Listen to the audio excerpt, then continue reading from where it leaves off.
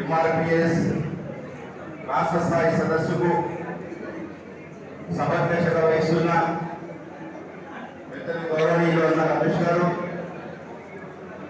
అదేవిధంగా ఈ కార్యక్రమానికి ముఖ్య అతిథులుగా చేసినటువంటి ఎంఆర్పిఎస్ రాష్ట్ర రథసారథి, నిరంతరం మాదిగల అభివృద్ధి లక్ష్యంగా ఎస్సీ వర్గీకరణ ధ్యేయంగా ఎన్ని అనారోగ్య సమస్యలు వచ్చినా, ఎన్ని ఆటుపోట్లు ఎదురైనా, ఎంతమంది ఇబ్బందులకు గురి చేసినా ఈ 30 సంవత్సరాల నుంచి ఏదో ఒక రోజు నా జాతి బాగుపడుతుందనే కసి తపనతో నిరంతరం పోరాటం చేస్తున్న పోరాట యోధులు అన్న రాష్ట్ర అధ్యక్షులు గౌరవనీయ తేజ్ బాపన్న గారికి ఈ సందర్భంగా ఉద్యోగం చేసి తెలియజేస్తున్నా.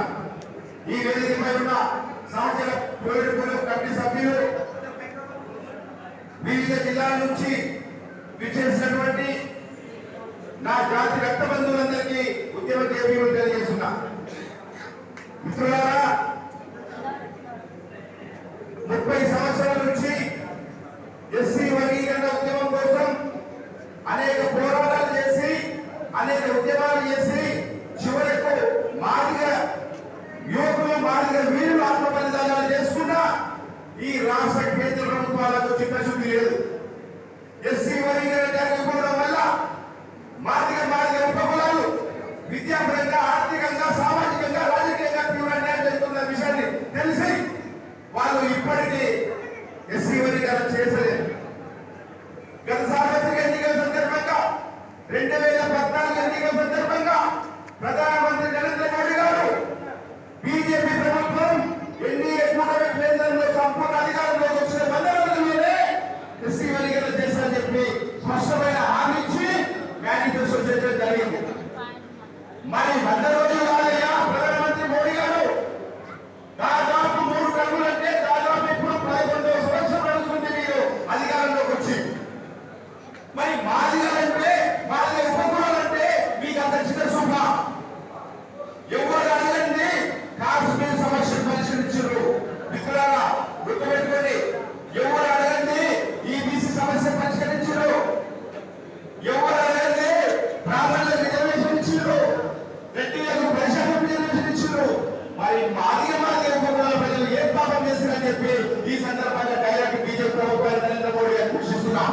ఖబర్దార్ బిడ్డ, మాదిగ ఉపకులాల ఓటుతో అధికారంలోకి వచ్చి మాదిగలను విస్మరిస్తే ఉపయోగపడని చెప్పి ఈ సందర్భంగా తెలియజేస్తున్నాం. గతంలో ఉన్న కాంగ్రెస్ పార్టీ ఎస్సీ వర్గీకరణ 2000 చేస్తే దాదాపు 22,000 మందికి ఉద్యోగాలు వచ్చినాయి. తర్వాత దాన్ని కొందరు మాట్లాడే సుప్రీంకోర్టులో వేసేసి దాన్ని రద్దు చేస్తే ఆ యొక్క ప్రభుత్వం ఏమైపోయింది, తర్వాత ముస్లింమైంది. రేపు భవిష్యత్తులో బీజేపీ పార్టీకి అదే వస్తుందని చెప్పి ఈ సందర్భంగా మేము తెలియజేస్తున్నాం. ఈ రోజు ఈనాడు రాష్ట్ర వ్యాప్తంగా వేణి బాపన్న గారి నాయకత్వంలో ఎంఆర్పిఎస్ కార్యకర్తలకు రాష్ట్ర నలుమూలల ఏ చిన్న పల్లెటూరులో కానీ, ఏ మండల కేంద్రంలో కానీ, ఏ నియోజకవర్గ కేంద్రంలో కానీ అన్నా అంటే నేనున్నానంటూ ప్రతి ఒక్కరిని ఆపత్కాలు ఆలోచన నాయకుడు వేణి బాపన్న. ఉదాహరణ చెప్తా, మహబూబ్నగర్లో మేము పనిచేసే మహబూబ్నగర్లో ఒక హాస్పిటల్ మంచి పేషెంట్ ఉండగా ఒకసారి ఫోన్ చేయాలంటే 1 లక్ష రూపాయల బిల్లు మాకు చేయించింది. ఒక ఎంబీబీఎస్ కావాలంటే ఒక సీటు ఫ్రీ సీట్ ఇప్పించింది. అంటే ఇలాంటి జాతి కోసం నీతిగా, నిజాయితీగా, క్రమశిక్షణతో, నిబద్ధతతో పనిచేసే నాయకుడు కావాలా? జాతి చేసే మోసం చేసే నాయకుడు కావాలా? మీరు ఎంచుకోలేదు